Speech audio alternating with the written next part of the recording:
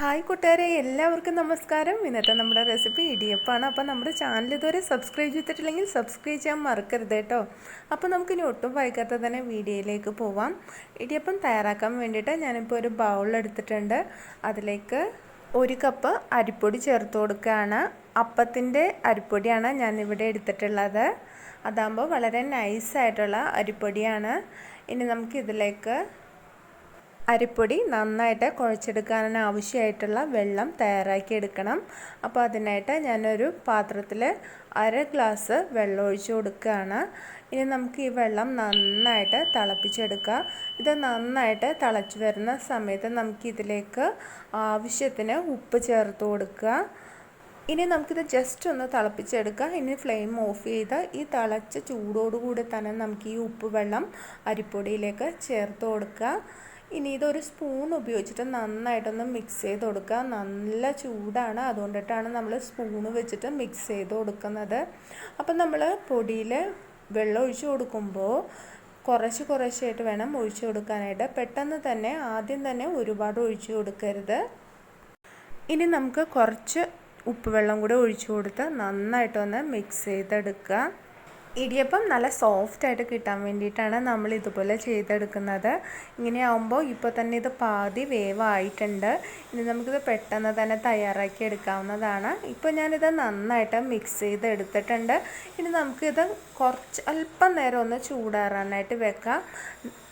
ഇപ്പോൾ ഇത് ചെറുതായിട്ടൊന്ന് ചൂടാറി വന്നിട്ടുണ്ട്. ഈ സമയം നമുക്കിത് കൈവച്ച് കുഴച്ചെടുത്ത് നന്നായിട്ട് മയപ്പെടുത്തി എടുക്കുക.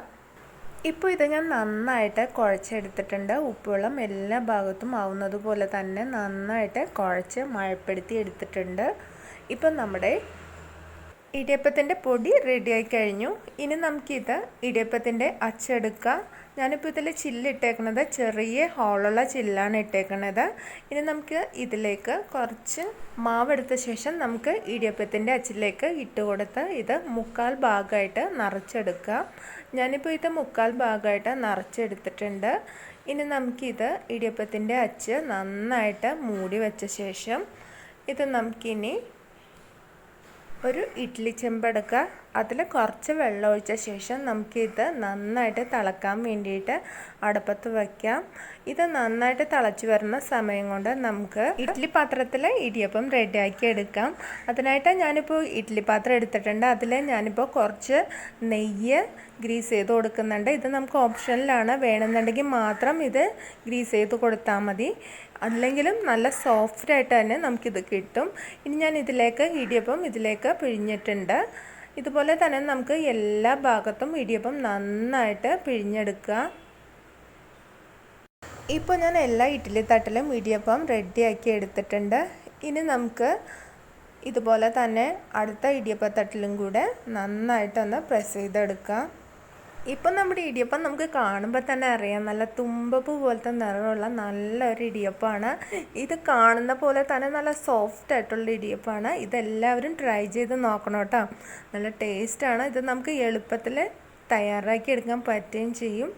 നമ്മുടെ ചാനൽ സബ്സ്ക്രൈബ് ചെയ്യാൻ മറക്കുകയും ചെയ്യരുത്. ഇപ്പോൾ ഞാൻ എല്ലാ ഇടിയപ്പത്തട്ടിലും ഇടിയപ്പം റെഡിയാക്കി വെച്ചിട്ടുണ്ട്. ഇനി നമുക്കിതിലേക്ക് വേണ്ടത് തേങ്ങയാണ്. 1/2 മുറി തേങ്ങ ഞാൻ നന്നായിട്ട് ചിരകി എടുത്ത് വെച്ചിട്ടുണ്ട്. അത് നമുക്ക് റെഡിയാക്കി വെച്ചേക്കുന്ന ഇടിയപ്പത്തിൻ്റെ മുകളിലേക്ക് നമുക്ക് കുറച്ചായിട്ട് ചേർത്ത് കൊടുക്കാം.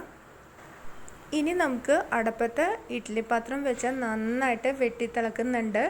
ഈ സമയം നമുക്ക് റെഡിയാക്കി എടുത്ത ഇടിയപ്പത്തിൻ്റെ പാത്രം നമുക്ക് ഇഡ്ഡലി പാത്രത്തിൻ്റെ ഉള്ളിലേക്ക് ഇറക്കി വെക്കാം. ഞാനിപ്പോൾ 2 തട്ടിൽ നന്നായിട്ട് എടുത്തിട്ടുണ്ട്. 2 തട്ടും നന്നായിട്ട് വെച്ച ശേഷം നമുക്കിത് മൂടി വെക്കാം. മൂടി വെച്ച ശേഷം നമുക്കിത് 5-10 മിനിറ്റ് നേരം നന്നായിട്ടൊന്ന് സ്റ്റീം ചെയ്തെടുക്കാം. ഇപ്പോൾ ഇത് 10 മിനിറ്റ് കഴിഞ്ഞിട്ടുണ്ട്. ഇപ്പോൾ നമുക്കിതൊന്ന് തുറന്ന് നോക്കുക റെഡി ആയിട്ടുണ്ടോ എന്ന്. ഇപ്പോൾ നന്നായിട്ട് റെഡി ആയിട്ടുണ്ട്. ഇത് നമുക്ക് തുറക്കുമ്പോൾ തന്നെ അറിയാൻ പറ്റും, വെന്തിട്ടുള്ള ഒരു നല്ലൊരു സ്മെല്ലായിരിക്കും നമുക്ക് ഈ ആവിയിൽ നിന്ന് നമുക്ക് കിട്ടുന്നത്. അപ്പോൾ തന്നെ നമുക്കറിയാം ഇത് നന്നായിട്ട് വെന്തിട്ടുണ്ട് എന്നുള്ളത്. ഇനി നമുക്കിത് വേറൊരു പാത്രത്തിലേക്ക് മാറ്റാം. ഇപ്പോൾ നമ്മുടെ ഇടിയപ്പം റെഡി ആയി കഴിഞ്ഞു. ഇത് കാണുമ്പോൾ തന്നെ അറിയാൻ പറ്റും വളരെ സോഫ്റ്റ് ആയിട്ടുള്ള ഇടിയപ്പമാണ്. ഇത് നമുക്ക് വളരെ എളുപ്പത്തിൽ തയ്യാറാക്കി എടുക്കാൻ പറ്റും എന്നുള്ളതാണ്. അപ്പോൾ നമ്മുടെ ചാനൽ ഇതുവരെ സബ്സ്ക്രൈബ് ചെയ്തിട്ടില്ലെങ്കിൽ സബ്സ്ക്രൈബ് ചെയ്യാൻ മറക്കരുത്. ലൈക്ക് ചെയ്യുക, ഷെയർ ചെയ്യുക. അടുത്ത ദിവസം നല്ലൊരു റെസിപ്പിയുമായിട്ട് വീണ്ടും കാണാം. നന്ദി, നമസ്കാരം.